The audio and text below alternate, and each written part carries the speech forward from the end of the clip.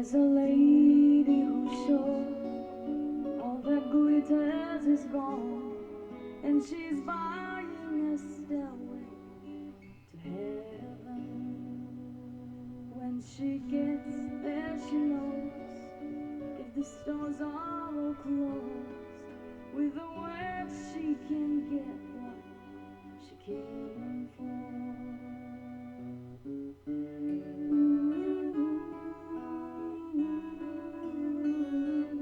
And she's buying a stairway to heaven. There's a sign on the wall, but she wants to be sure, 'cause you know sometimes words have two meanings. In a tree by the brook, there's a songbird who sings. Sometimes all of our thoughts are misgiven.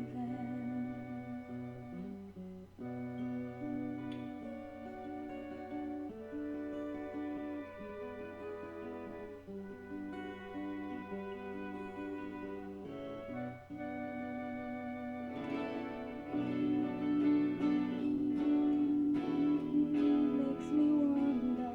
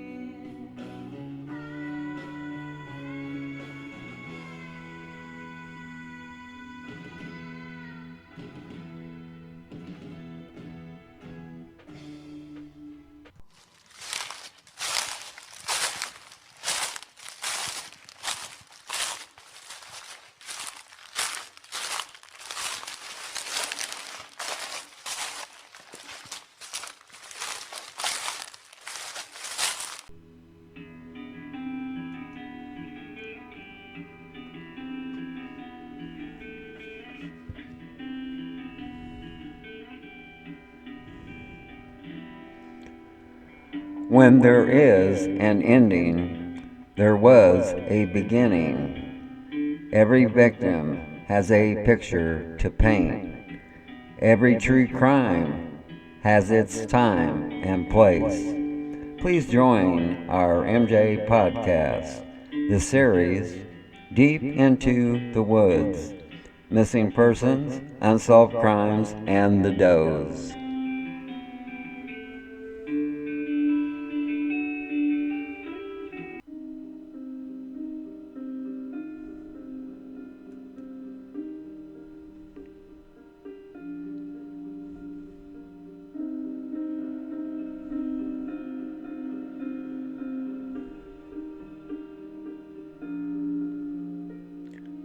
Welcome, folks, to our MJA podcast, the series Deep into the Woods, Missing Persons, Unsolved Crimes, and the Does. This is episode 15, part 2, Missing Persons. This podcast will cover 10 missing person female cases.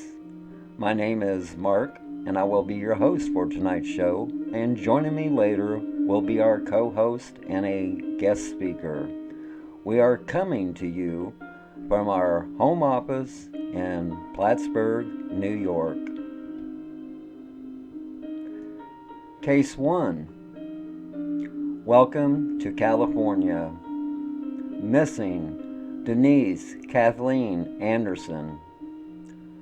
On April 13th, 1971, 22-year-old Denise Kathleen Anderson, a white female, went missing from Sacramento, California, located in Sacramento County. Anderson was last seen by her roommates at their apartment in the early morning hours on April 13th, 1971. She has not been seen or heard from since. Case 2. Welcome to Oregon. Missing Benita Gay Chamberlain. On February 23, 1978, 24-year-old Benita Gay Chamberlain, a white female, vanished without a trace from Eugene, Oregon. Chamberlain was last seen with her estranged husband between 10 and 11 a.m.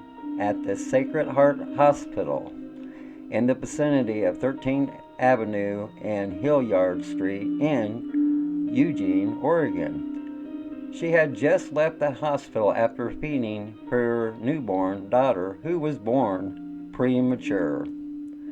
She planned to return around 1:30 p.m. to take her daughter home, but she never returned. Chamberlain's purse was found early Friday in the University of Oregon parking lot on Franklin Boulevard, just south of the U of O Canoe Shack.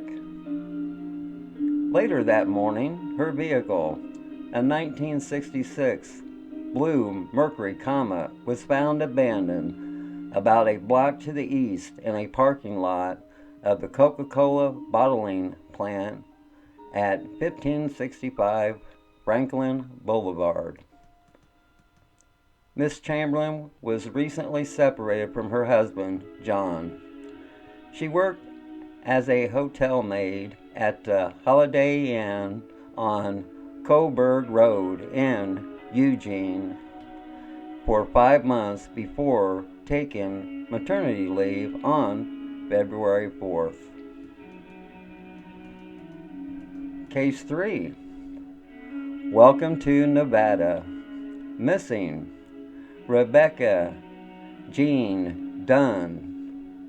In April of 1979, 21-year-old Rebecca Jean Dunn, a white female, disappeared from Las Vegas, Nevada, located in Clark County.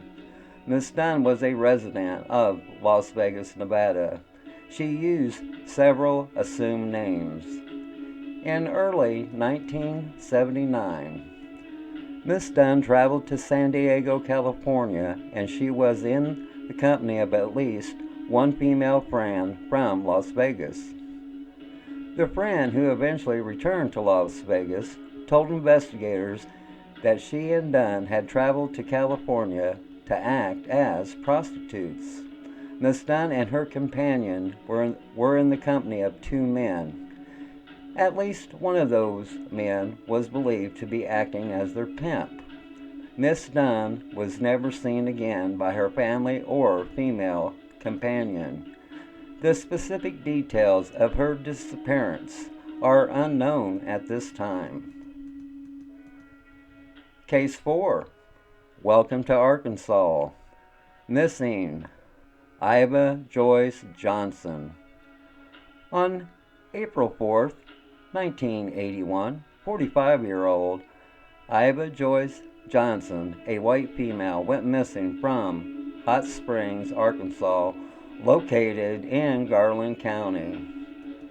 On April 4th, 1981, Miss Johnson was last seen by her daughter, Sandra Johnson Warwick, leaving to go to the Joker Club in Hot Springs with Chuck Meeks, a club that Miss Johnson would often frequent. While outside the club, Joyce asked Chuck to cash his check and give her money, and he declined. There was an argument between the two outside of the club. Joyce hit her head on the sidewalk and stated that she was hurt, but then later stated that she was fine. Chuck eventually left the club while Joyce went back inside the club and was seen talking to a couple of men. No one has seen or heard from Ms. Johnson since. Family members are very reluctant to discuss Miss Johnson's disappearance for unknown reasons. Mr. Meeks and Miss Johnson were living together at the time of her disappearance.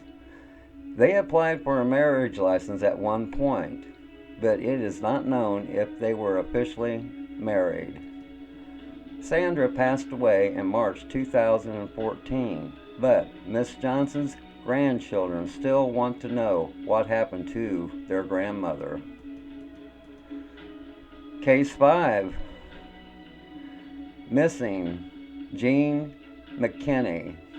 On April 15, 1982, 55-year-old Jean McKinney, a white female, vanished without a trace from Percy, Arkansas, located in Garland County. Mrs. McKinney was last seen by her children on April 13, 1982.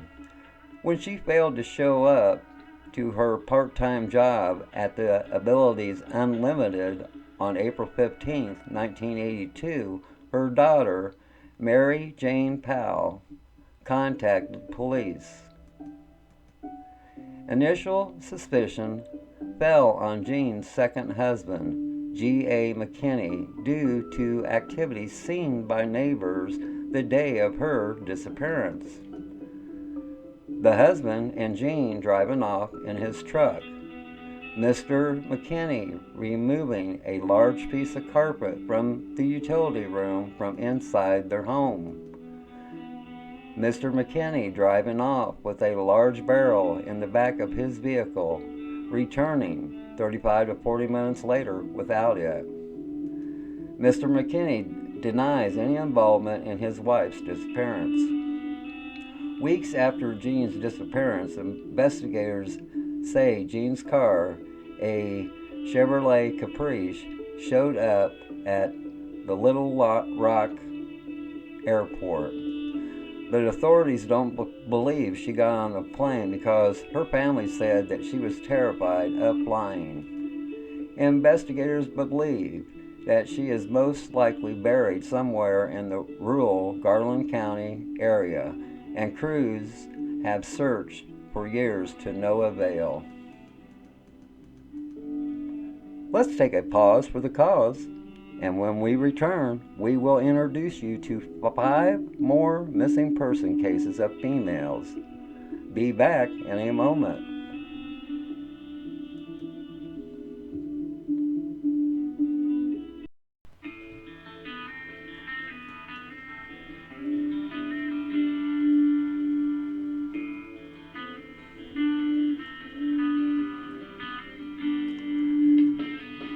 MJA would like to give a special shout out to the Happy Hour restaurant at 42 Main Street in Wells River, Vermont. MJA and other groups like ours have eaten there several times. They also serve alcohol. The place is kid-friendly. The food is excellent and the service is Class A. The prices are very fair. Once again, that's the Happy Hour restaurant in Wells River, Vermont. Check it out.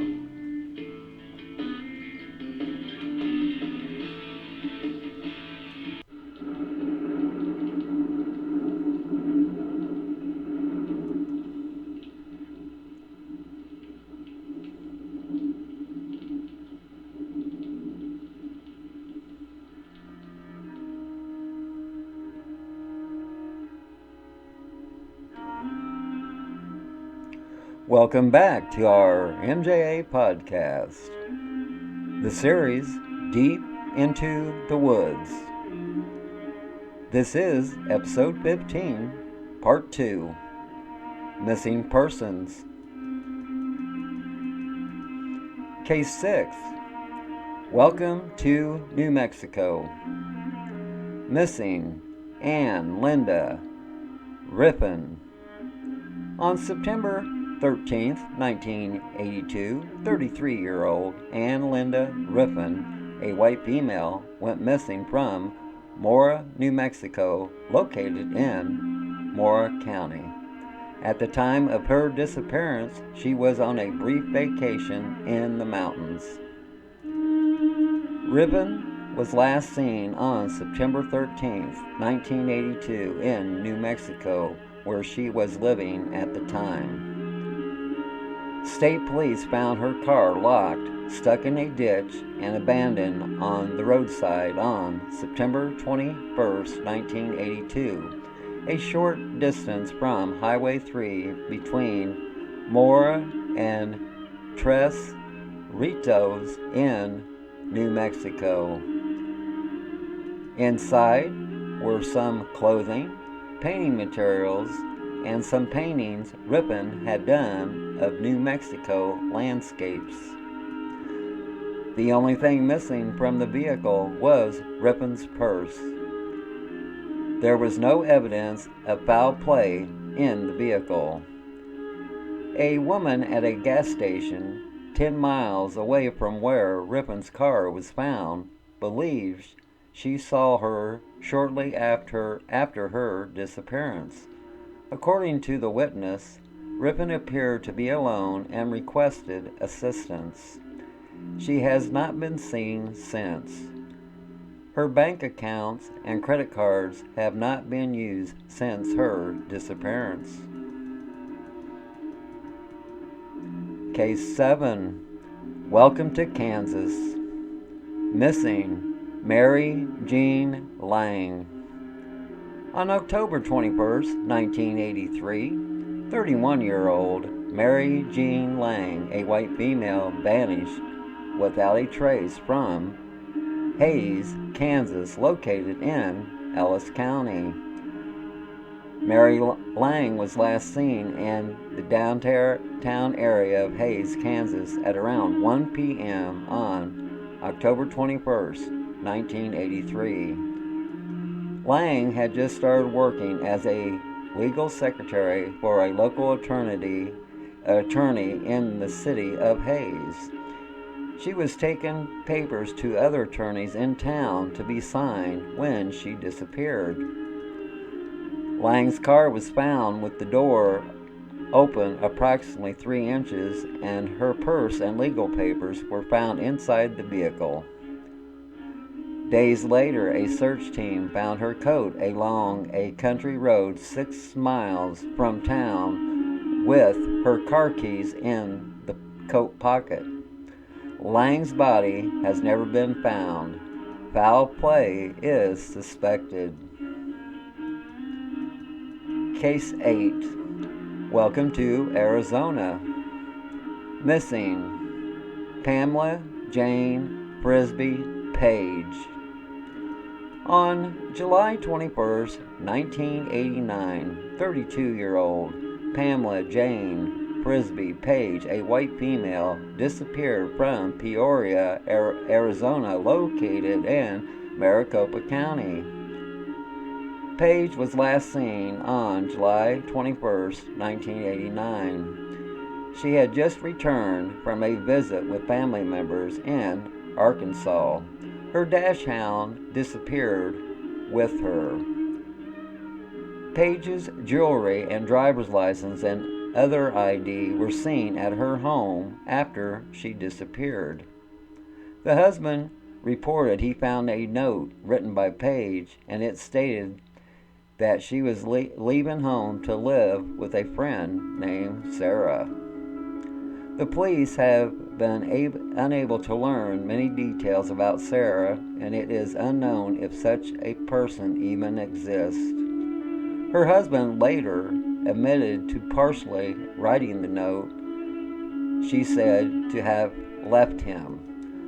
The husband claimed he was embarrassed because he thought his wife had left him for a woman. He did not notify Pam's family in Arkansas that she was gone. 4 days later, however, Pam's oldest sister happened to call. She was surprised to learn of Pam's disappearance. The husband told Pam's family that a missing persons report had already been filed. But when one of Pam's sisters called the local police, she discovered that they had never heard of the case. The note stated that her vehicle, a 1981 yellow Corvette, the husband found her car the next day parked in a donut shop parking lot in Phoenix, Arizona. Under questioning, the husband admitted he was the one who parked the car there. The husband stated that he fabricated some of the things he did because no one would believe that his wife had in fact left him. The family said Pamela Page was very close to her mom. She never missed a birthday or holiday and remained in constant contact with the family. It is believed that foul play may have been involved in Page's disappearance. Case 9. Missing Deborah Suzanne Johnson. On June 6, 1997, 26-year-old Deborah Suzanne Johnson, a white female, vanished without a trace from Phoenix, Arizona, located in Maricopa County. On December 27, 1997, Deborah Johnson was last seen leaving the Madison Street Jail, which was located at 225 West Madison Street in Phoenix, Arizona. She telephoned her mom on June 6, 1997 at approximately midday from an unknown location in Phoenix, Arizona. Deborah's family has not heard from her, and foul play is suspected in Deborah's disappearance. Case 10. Welcome to Kansas. Missing Star Gail Boomer.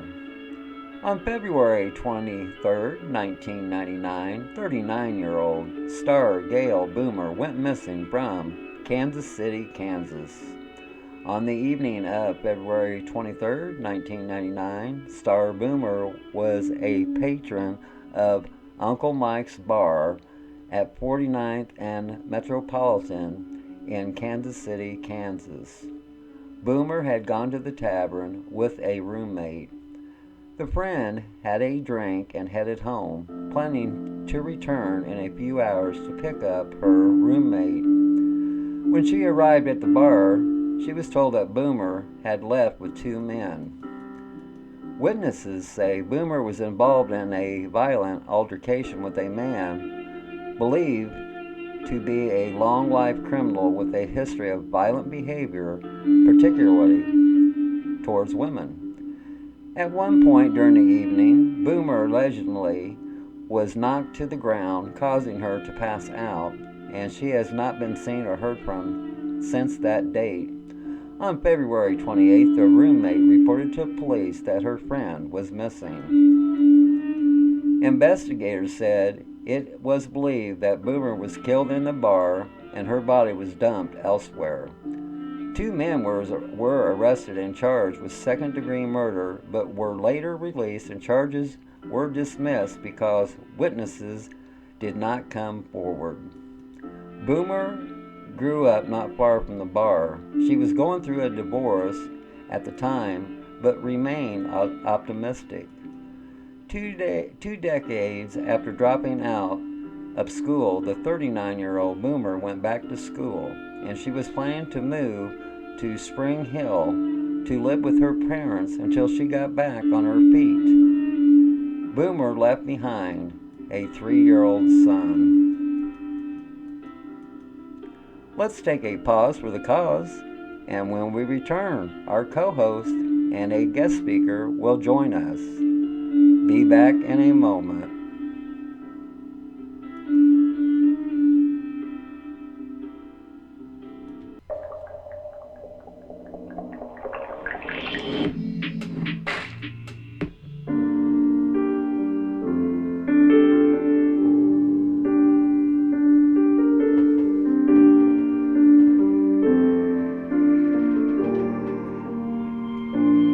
And I'm haunted in a dream.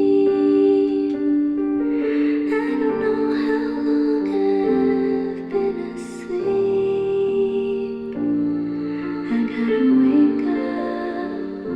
Oh, but the cycle it just repeats. 'Cause I'm haunted in a dream. Letting go.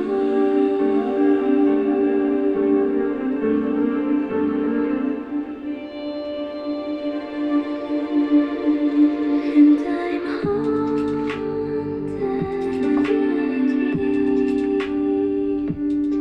I don't know how long I've been asleep.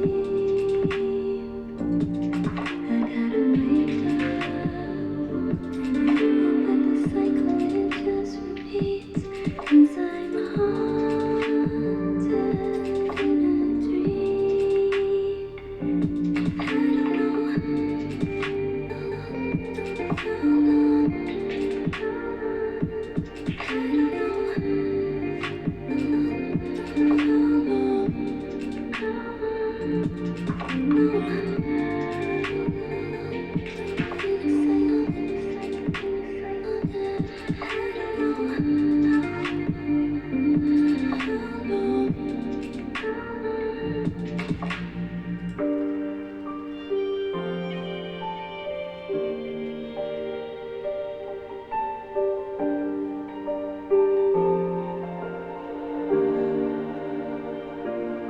And I'm haunted in a dream. I don't know how long I've been asleep. I gotta wake up. Oh, but the cycle it just repeats. 'Cause I'm haunted in a dream. Letting go.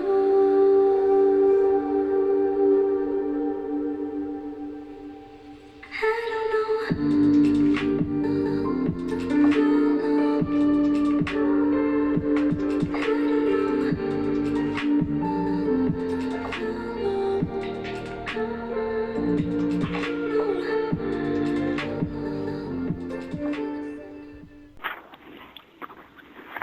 Welcome back to our MJ podcast, this series, Deep Into the Woods. This is episode 15, part 2, 10 Missing Persons. We are on the line with our co-host, Miss Cali, who is also a profiler and researcher for MJA. How are you doing, Miss Cali? I'm great, Mark. And yourself? I'm just peachy. Also on the line with us is our guest speaker, Dan. Dan is also a profiler and researcher for MJA. How are you doing, Dan? I'm doing good. I was just watching some Urkel this morning I'll tell you, Chicago ain't been safe since Carl Winslow retired. Okay. And Miss Cali, out of these 10 missing persons cases presented, which one stands out to you? Well, just a second here. I gotta find out how to shut this off. I'll be fine. It will be fine. There we go. We have silence. Yeah. Number 1 and number 6. And would you present those cases and your concerns about it? Right now? Yeah. Yeah. Okay, just a second. Okay. What the hell? Excuse me. It's not working. There we go. I don't know what else could go wrong today, but anyway, apparently it's on its own. Number 1 is Denise Anderson. Now, there is absolutely nothing on this case, on her. She just seems to have no one that cares. I can't figure that out. And I found another one by her name, but it's apparently not her. And just a minute here. Did they not interview, like, there's nothing about what's happened. Yes, that's number the thing. 6. Yeah, that's the thing about that. Okay, number 6, what's your concerns? My concern is with number 6 is, see, I've moved everything around here.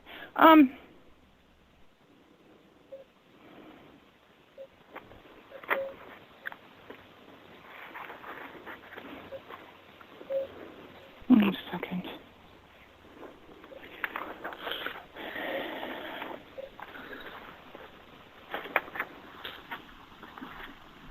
It's taking way too long. I'm sorry. Yeah, she went on this vacation, and it seems like somewhere in a 10-mile radius, when she went to the gas station, which was 10 miles from her car, Right. her last sighting was the gas station. She was asking for help, but there's no follow-up on that. There's no information anywhere that I could find that would tell you anything about what took place there. Yeah, that's the thing. Yeah, that's the thing. A lot of these cases only have 1 or 2 lines, and if you Google, you hardly ever find any newspaper articles, and so that's what I'm saying. Some of these cases, they need to be updated. There needs to be more information put in, and Dan, on cases like the Anderson case with very little information, what would you do first to try to gain more information? Well, I'm going to tell you just what I did, because as I was looking at this today, I found no information, nothing. So what I did was I went to the list of missing people in the 1970s, and I started to pull a couple of interesting threads. One being the case of a woman named Robin Ann Graham, who looks very similar to Kathleen, went missing around November 1970 in the same area. She was tied to a bunch of disappearances where women's cars would break down, like Maura Murray and Brianna Maitland. One theory was that she was a victim of the Zodiac killer who hunted around Interstate 80, and that's where those girls disappeared to. But there wasn't much evidence in any of the cases. They're all still open and active. Yeah, there's. Do you guys know any more about that? Yeah, there's matter of fact, the Zodiac keeps coming up on a lot of cases. especially unsolved cases back in the late 60s, early 70s. Every time I go to do research to find some cases to put on the podcast, a lot of times it goes right back saying the Zodiac could be the possible suspect, you know. And so, yeah, there's especially out in California, there's so many like that. And the same way with Ted Bundy. There was a series of killings, the Santa Rosa hitchhiker killings. Now they're looking at Bundy as a suspect. So it's hard to, when you're out in California doing research and everything, it's hard to get away from the Zodiac and it's hard to get away from Ted Bundy. And Miss Cali, what would be your first move to gain info on the Anderson case? On the Anderson case, I'd re-interview those roommates and her co-workers and neighbors at the time, and the family. Like, where were her roots? Like, where was she from? Would her family hold any clues? Drove a car? Pardon, Dan? Does anyone know if she drove a vehicle? I don't think that's... As a case with the other ones, I was unable to find anything about a vehicle. Yeah. So I didn't know if she was walking or if... Because it doesn't say anything. She just basically disappeared into thin air. Yeah. Yeah, and the other thing is that there's no description of her job. There's no... like it's a vacant lot. Yeah. And Dan, do you find it alarming that 90,000 people are missing in the United States on any given day as we speak? I find it alarming, but as I was doing the research for this podcast, I went back and I pulled the missing person statistics for 2017 and 2018. And the one good thing I can say is it is going down. We reached a massive spike in 1998 where we were at 931,000 missing people and so many thousand unidentified. And the statistics, which are held by the NCIC, the National Center for Information, which is held by the FBI, the statistics were pretty straightforward. They grouped juveniles into two categories, juveniles under 18 and juveniles under 21. And in both cases, the statistics were pretty much the same. Younger white women under 18 and 21 are the most likely candidates to go missing, I guess because younger people are more trusting than older people, because if you look at the numbers, the younger people go missing vastly more than the older people do, followed by the younger black women, and then the ones over 18, and then you dive into some of the males where the statistic again holds true. The juveniles under 18 and 21 go missing more than the adults. Yeah. So it is going down, largely, I think, because we live in a more automated age where you have to be documented in the computer systems for everything, and there's more identifiers. So thankfully those numbers are dropping all the time. Okay, Miss Cali, we have 90,000 missing persons and over 40,000 unidentified remains. Wouldn't you think that some of the missing would also be some of the John and Jane Does? Oh, for sure. And the other thing, too, about that reduction of missing people, where the numbers are going down, some of that will be because they've been able to identify unidentified remains. And that's been happening a lot in the last 8 months. There's been a lot more identifications made. And quite a number of those people, most of them, were amongst the missing. That's what I see from what I've been watching on the news and the internet. Okay.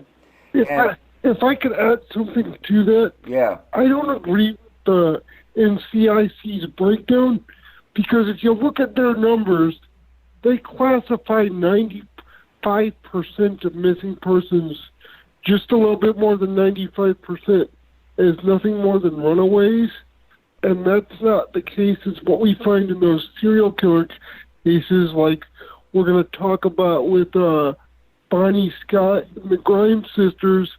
They're listed as runaways, and then they're found later to be dead bodies. I think runaways are probably the highest percentage, but probably not nearly as high as they're saying. Why would they say that? I mean, I don't know where they would. Well, How can you? That's a quick fix. If a young girl, a quick fix is, well, they're a runaway. Or if they're over 18 or 21, oh, they took off on their own and things like that. Or are they using a percentage against? Okay, are they maybe using the percentage of people found who have been found to be runaways? Right. And throwing the dice at that and saying, oh well, this is how this would be. And so they do clear so many as far as runaways found, but there's still a percentage left that they don't find. Right. And then what happens to them? And part of that is, and we see it all the time in the serial killer cases, they classify them as runaways so they don't get everyone all worked up about a murder running around. Right. We see it in the Brianna Maitland case, in the Maura Murray case, and we could just go on and on all day about the way they cover it up to not admit that there's something more nefarious going on. Okay, as in... They have to, pardon? They have to keep their livelihood going, like the whole tourism industry in those areas. Oh yeah, that's a big draw. Yeah. I mean, it's bigger than what you'd find in other states. Yeah. And as in case one, missing since 1971, 22-year-old Denise Kathleen Anderson. Okay, we've done a lot of research on this case. We came up empty. We found no newspaper articles about the case. It's just hard to believe that such a beautiful female went missing and didn't even make a splash. We have also tried to match her with Jane Doe's, but once again, nothing. One of my fears is that there was a lot of highway building in the early 1970s, and I fear that she might be buried underneath a highway. Miss Cali, why do you think there is so little information about the Anderson case? A police force that's making assumptions. Okay. We don't know enough about her to make any of our own. But they obviously must have something that's telling them that this is not to be worried about or concerned about. At least that's what it looks like. Otherwise, you think there'd be a whole lot more. I did find a woman in Indiana that matches that age group and everything, but I doubt if it's her. I mean, who knows, right? And there was something else here, too. Well, you see, back in that age, in that time, in the 70s, it wasn't difficult, or it was difficult. People to keep a case in front of the media and to keep interest on it, right? The news was different back then. The people wanted to sensationalize everything. It had to be, and it still is, but it's not like it used to be. Okay. I mean, to me, it used to be really, really out there. Okay. But as far as buried under the highway, that's interesting too. Well, there's been a lot that they've found through the years that's exactly what happened, and one of them happened to be a serial killer, and he buried a lot of his victims underneath the highways. Matter of fact, it wasn't too long ago they found one of the little girls he took, and now they're also looking for another one. He said he buried under the 101, and they haven't located him yet. Okay, Dan, if say you're a detective and your lieutenant or your captain comes up and brings you the file on the Anderson case, and once again, there's nothing in the file really but the basics. Okay, where would you start that investigation? Well, you just retrace the person's last steps. And if you run out in that regards, if there are people in your life that you find suspicious, start investigating them. I always say that in missing persons cases, you might have better luck if you treat it more like a homicide. And that means treating people more like suspects than witnesses.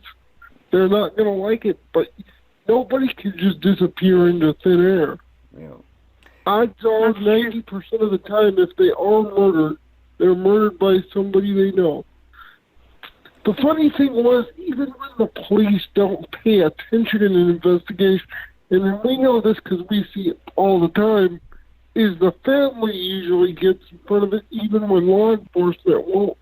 So what I wondered was, even if the police weren't saying anything, did she not have one living relative left to talk about her life, or Yeah, that's the was thing. she estranged from her family? We have no idea, because in all these years, Yeah. no one's come forward. Okay. So where would you start? We don't. Is she from there? I'm not even sure, Yeah, that's because there was like nothing in the file right. And as in, except for one sentence that I believe she Yeah. took a wig with her. She took a what? A wig with her? Was that her? Okay. Or was, Oh, I didn't read that. okay. which was interesting to me because as I was looking at some of the other reported Zodiac victims that maybe matched her description, one of them had short hair. Yeah. So I thought, would that have been a type? I don't know. Okay. And But even again, we can't profile any of them because they're just missing persons. They're not dead bodies. yeah. So while they could be related, they could be separate incidents entirely. You don't know without being able to look at signature and MO. Right. And as in case 2, missing since 1978, 24-year-old Benita Gay Chamberlain is a very odd case, and there's no question foul play is involved. And the reason that being is she just left the hospital after feeding her newborn daughter, who was premature, and she never returned. Chamberlain was last seen with her estranged husband. Miss Cali, as you being a female investigator, how would you go after the estranged husband? Well, not so much because I'm a female, but this has Good Old Boys Club written all over it. And how would I go about this? Well, first of all, the house should have been looked at. Like, it should have been sealed off, because that's where she was last seen, right? No? Right. Right, yeah. That's And she was supposed to be going there, and the ex-husband, well, it just doesn't make sense that they wouldn't have checked the house over thoroughly. Almost like a crime scene, because she's gone. What, I mean, even now, it's just, here she is, she's got a brand new baby, and she disappears. Right, that's why. And you don't connect the dots that maybe something's wrong here. Her husband maybe doesn't want to pay support for a kid. I mean, I just don't get it. Okay, now, Dan. Okay, go ahead, Miss Callie. It's just, no, I'm fine. I could ramble on. Okay. I better not. And Dan, how would you proceed to build a case against the estranged husband? Remember, they're not divorced yet; they're still married. So, how would you go to build a case on him? Well, I'd start by doing my favorite thing there is in law enforcement. put them in the interrogation box. Their story might last, and you know this from experience, Mark, their story might last 45 minutes. Their story might last 2 hours. But after 6, 7 hours, they're going to start to slip up. They're going to start to make mistakes. You're going to find evidence that conflicts with their story. You use that to paint them into a corner. And then as they see no way out, you know, you reach for them, but it all starts with knocking out that alibi. Right. You know how that goes. Yeah. And as in case 3, missing since 1979, 21-year-old Rebecca Jean Dunn. This could be a human trafficking ring. Miss Cali, if you were on the vice squad, would you be more inclined to let the hookers go in a way of trying to help them?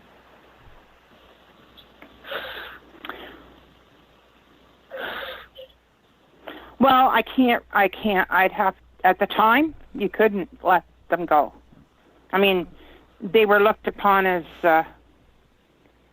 the perpetrator. They weren't looked upon as the victim. And human trafficking, well, they thought they were trafficking themselves, even if they were being pimped out. I mean, it's just, in 1979, I'd have to arrest them. Okay. And Dan, being that this took place in Las Vegas, Nevada, how would you try to trace her to see if it was possible that she was a victim of human trafficking? Well, I looked at this case, and it's just like what we saw with Denise earlier. Next to nothing. And the one thing I want to say before I go any further with that is, the one advantage we have now is that after the year 2000, okay, they upgraded the missing persons form to where now you have missing and endangered taken under circumstances that weren't necessarily voluntary, which is known as EMI. You have the EMD, which is missing and emotionally or mentally disabled, plus you have places for the circumstances. So a lot of these cases would be filed differently now than they are then. Okay. Probably with better circumstances on the forms. The one thing I did notice in her case, and this is exactly how I would do it, is she might not have come back from Vegas, but her friend did. Right. Now, I'm assuming because they didn't have much money, and they probably didn't have a good home life, because you don't leave home to be a hooker if you have, like, grand ambition. So what I'm assuming is they took off with somebody they knew, and they made it to Vegas. Well, she came back. I doubt they went across state lines with some people whose names they didn't know. You go to her, you get their names.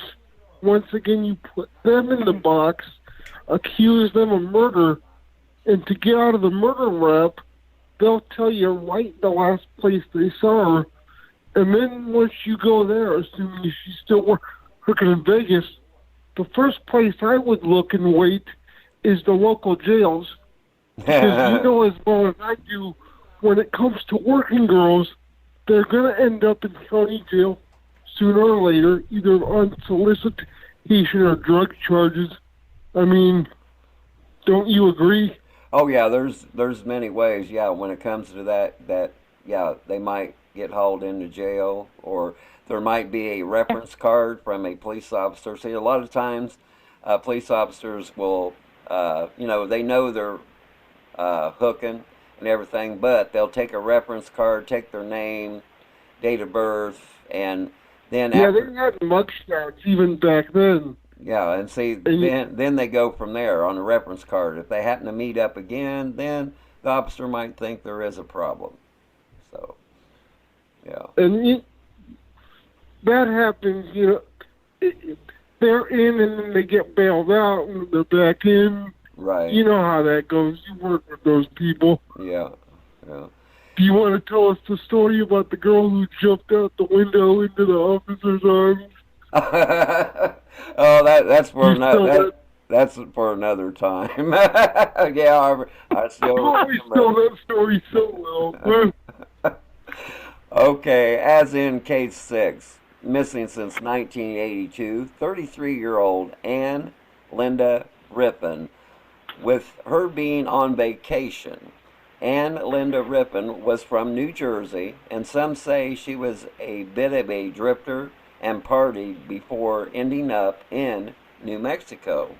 Miss Cali, with Rippon being on a small vacation, do you think this crime was a crime of opportunity, or do you think she was followed by someone she knew? I got a feeling it was a crime of opportunity. And I have a wild hunch that she could still well be alive. Okay. Now, is that First just time I've had that feeling in a long time. Being out of her car, having to go for help, it all makes her vulnerable. So I just have that hunch. okay? And is that from your gut, or is that something you read that it didn't seem right, or No, it's from my gut. okay? You're and the geography. You're talking New Mexico. You're talking somebody seized the opportunity. It wasn't like a killer is out, a sociopath or a psychopath is out hunting, and they are creatures of opportunity as well. But usually they have to find the right thing. Now, somebody who's sexually depraved and a little reclusive, or probably a lot reclusive, that's what got my attention. Okay. Okay. That's who I think the perpetrator of her being held against her will could be for years. Okay. And if she's still alive, it would be years. And Dan, with that being said, do you think we're looking at a stranger abduction? Could very well be. In any crime or opportunity, that's where strangers mostly come in, those being the hardest ones to solve, especially when they're cold cases like that.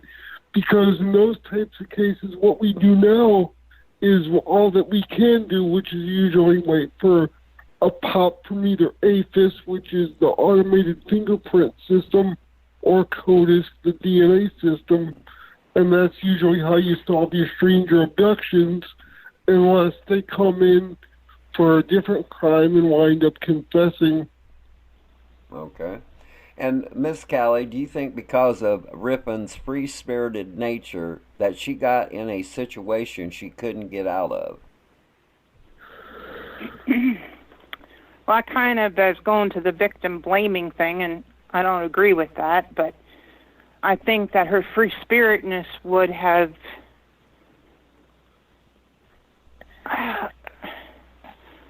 it would have eliminated her awareness of her surroundings so much as like caution. She'd been throwing caution to the wind, sort of thing. She might not have been thinking this person could be harmful. Everyone is wonderful. Free spiritedness does that. It doesn't give you healthy boundaries, so yeah, I wouldn't want to blame her for being taken, but at the same time, if you're born free-spirited, nobody's going to... If you're born round, you're not going to be turned into a square. Okay. That's where I'm going with that. And Dan, since Rippon's car was found between two small towns, shouldn't the first search area be in the mountains between those two towns? Well, the first search area should always be closest to cars. Just like with any other crime scene, you start your way working the inside of the crime scene and work your way outward foot by foot. So you're going to start with a few investigators working the car, and then once a few hours gone by and they figured there is a missing person, that's when they're going to call, police or whatever auxiliary people they have, and then they're going to search the surrounding area and the mountains. Okay. But it all depends on how many people you start with. If you start with one person crime scene technique dictates that you always work inward. You try not to venture too far out, but the more people you have, the further out you go. Okay. And Miss Cali, the witness account of seeing a woman fitting Rippon's description asking for assistance, do you find this witness to be credible? Well, it would appear so. I mean, with the limited information we have, there doesn't appear to be any changing of that testimony. Just short and sweet and to the point. They said that Rippon appeared to be alone and requested assistance. Okay. So when you don't find anybody trying to elaborate on a previous testimony or trying to actually change it, then it looks to me like it's pretty credible. Okay. And Dan, do you think Rippon's need of help concerning her vehicle is how she was abducted? It could be. If you see someone screaming, help, help, help, that's the first type of person that's going to be willing to get into a car with anybody. I mean, the more desperate you feel, the more willing you are to accept help from a stranger. And we see with a lot of serial killers like Ted Bundy, they're good-looking people, that you would trust at first glance, so... Okay, as in Case 7, missing since 1983, 31-year-old Mary Jean Lang, who was taking papers to other attorneys in town to be signed when she disappeared. When her car was found, so was the legal papers. Lang had just started working at the law firm. Miss Cali, could her work as a legal secretary be the reason she is missing? I feel it's more than possible. But when I hear this, and this and this and this, the car is found, she's a legal secretary, she's, her coat is found in the car, and her purse, and all those legal papers. I don't know. To me, if it was somebody that had to do with the legal papers you'd think would be gone as well. Right, yeah. But I can't help it, just kind of like bounces off the page. Back in the day, there was a lot of legal secretaries that were mistresses to their boss. And I'm sorry, but that's just where I go with that. Okay. He should definitely be watched or followed up on. Okay. And Dan, with Lang being at a new job, do you think her disappearance could have to do with her personal life? Absolutely, I do. Every disappearance we've talked about so far, the victim goes missing from a car. And I notice you see that a lot with domestic homicide, partially because I think when some people plan the killing of their spouse, they want the detectives to believe right off the bat that they were the victim of some type of carjacking or random abduction to get the police looking away from them. But I've seen it time after time where they'll stage it and they don't do it exactly right because they don't know what they're doing, so they end up getting caught. But it's a great way to throw the suspicion off you, at least initially. Okay. Yeah, and too, Dan, if it was random, they would have taken everything, including her coat and her car. Like, you're not going to... The thing about her being a legal secretary and being killed is, why would a criminal kill a legal secretary? Criminals Yeah. that are looking to kill somebody and get away with something are only going to kill somebody they think is relevant to their case. Kidnapping and hurting a legal secretary wouldn't make any sense in helping anybody unless it was a criminal that was some type of sex offender and found her mad or maybe attractive. Yeah. Oh, like a being stalked or something. Maybe. Well, I don't some of them don't have stalker victim. Like there was a case in Burlington, Vermont years ago, where a girl was just walking in. There's a place they call it the street mall. It's a mall where it's on a street, but cars ain't allowed to drive on the streets. It's blocked off. Well, anyway, during the event, this girl walks by this guy, and he just decides, hey, she's the one. And he ended up, how he got close to her, he ended up asking her to borrow a cell phone, make a call, and it just led from there until he actually killed her that evening. And so, so the person don't necessarily have to stalk the females. Just like I said, they see a female and something in her brain just says click, and then we're off to the races. Sometimes it can all crystallize in just one moment. Right. Exactly. It's Yeah. the one victim, that one opportunity, Right. Yeah. and you think, Yeah. boom. And as in case 8, missing since 1989, on July 21st, 1989, 32-year-old Pamela Jane Frisbee Page went missing with her 1981 yellow Corvette, which was found the next day. The husband admitted to wrongdoing in writing a letter and parking her car where it was found. Miss Cali, if you caught the husband lying, how far would you go to push his buttons? Well, he would.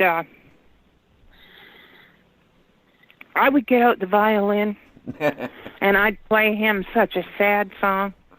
And I'm just kidding about violin, but I would tell him how hard he was done by, and he needed all the sympathy he could get, Yep. because obviously he must have been done wrong, and I would try to bring out his remorse, or however he got to where he got to, because man, his name's written all over this. Okay.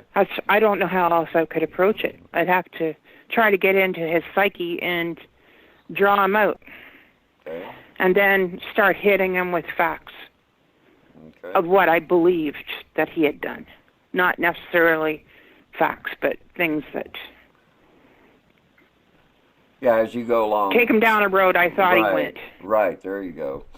And Dan, wouldn't you think, with the husband parking the car, writing the letter, that would be enough just cause to arrest the husband?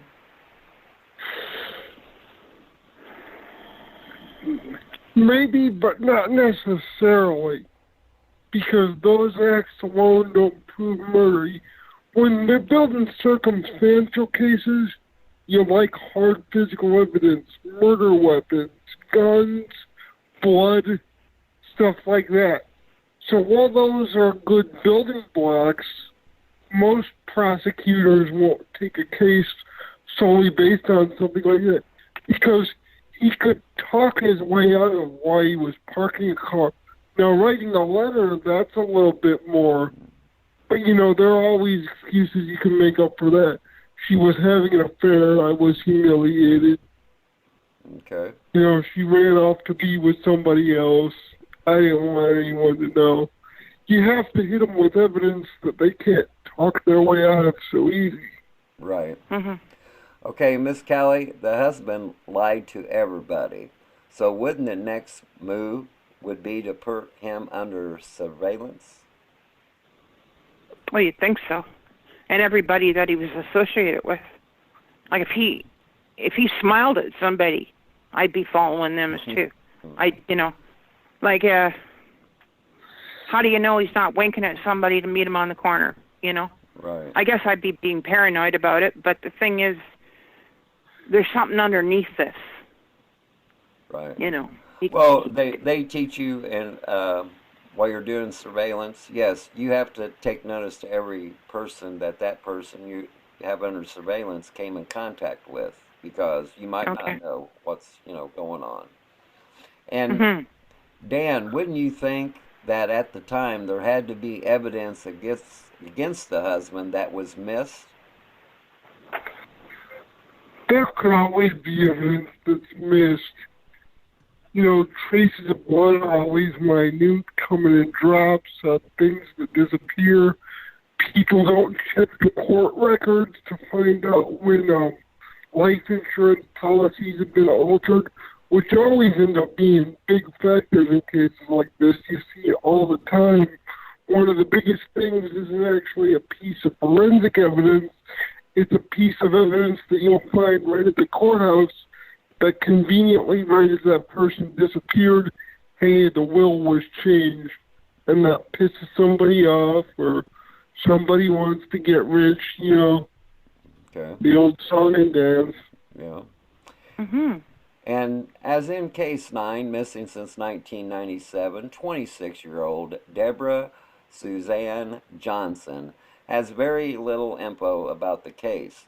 But just recently, some info has came to light that she could be a victim of the serial killer Samuel Little.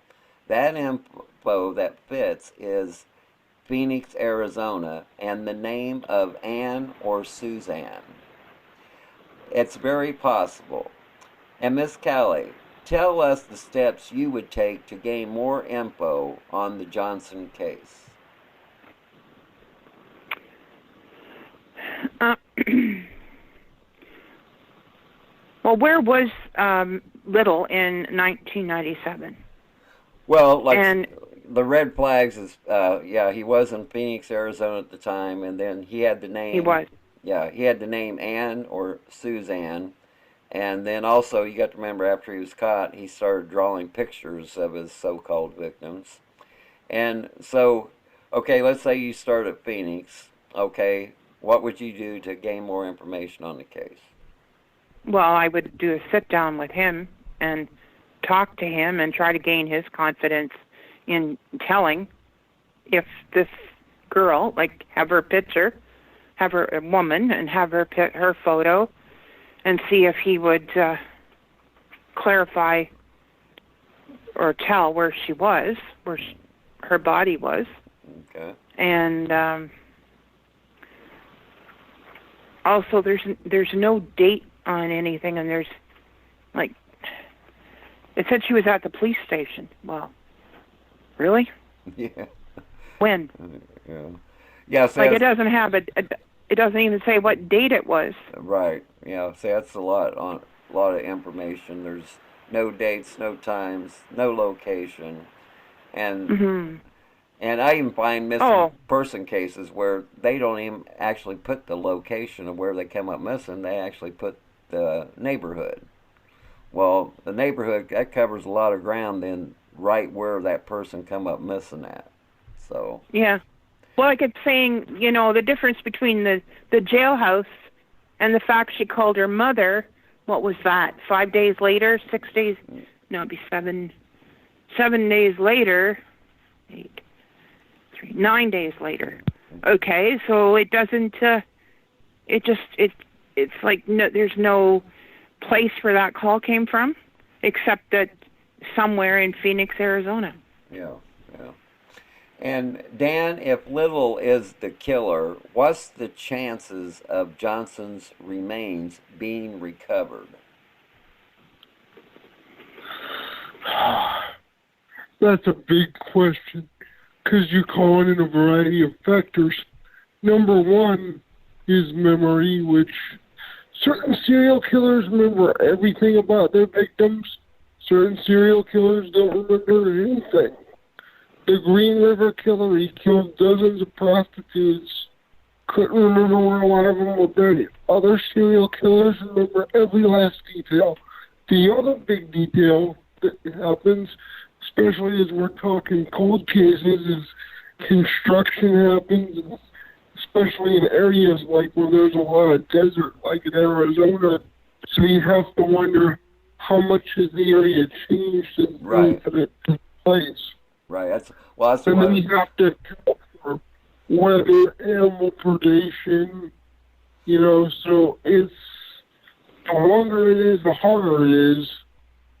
Yeah, it's one of the first things I look at is, okay, has the area, like say if the girl had been missing 20 years, has the area changed in that 20 years? Was there something built on a certain field that was a location of interest and things like that? So yeah, there are a lot of cases that's dropped through the cracks because, oh, I know one case in North Carolina. They say one of the WalMarts is there's two bodies underneath Walmart. Okay, well they're not doing nothing to recover those bodies, and so that's kind of odd to me to begin with. And Miss Callie, can you tell our listeners what websites you visit? Sure. Well, the Charlie Project, the Doe Network, YouTube, Twitter, MSN, Missing and Exploited Children, Cold Case Files, NamUs, Routers, like I said, Twitter already, didn't I? Yeah. And LinkedIn. Okay. And there's probably others, but those were the ones that came to my mind first.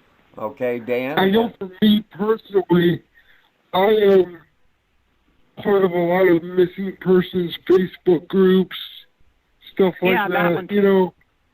Wikipedia, where I was talking about earlier, where I looked up that information on Graham. They keep a pretty comprehensive list of missing persons. Murderpedia. There's a lot of different sites that have decent lists. Okay.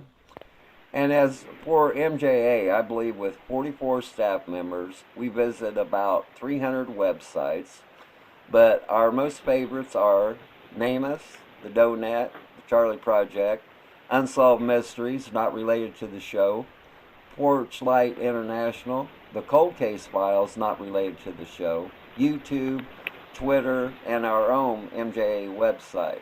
It's a given that we visit and are members of websites concerning the cases we work on. I want to thank our co-host, Miss Callie, for being on the show. I also want to thank Dan for being here. I have two quotes for our listeners. Adopt the pace of nature. Her secret is patience. Ralph Waldo Emerson. When the world says, give up, hope whispers, try one more time. Author, unknown. Always remember, folks, if you ever get bored with nothing to do, well, take a walk deep in the woods. You might be surprised at what you might find. That's the end of our MJ podcast, the series, Deep into the Woods, Missing Persons, Unsolved Crimes, and the Does. This has been episode 15, part 2, 10 Missing Persons. I want to thank our listeners for tuning in. Until next time, my name is Mark. I was your host for tonight's show. Joining me was Miss Callie and Dan. And we all say to you, good night from Plattsburgh, New York.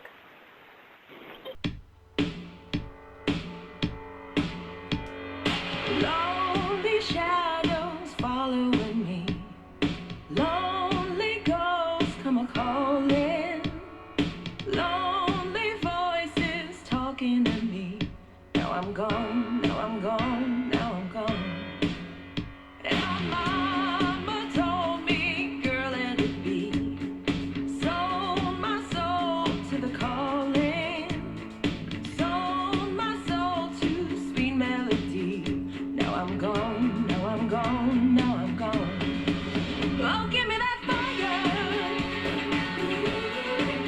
Oh, give me that fire. Oh, give me that fire.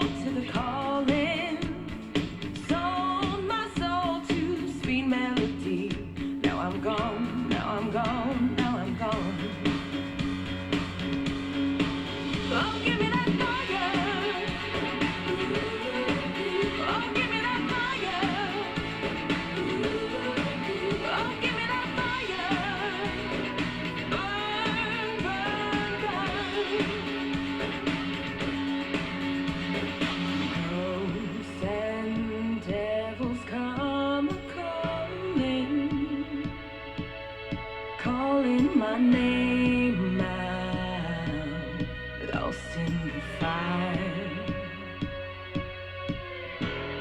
Sweet Virginia, blood is calling, calling my name.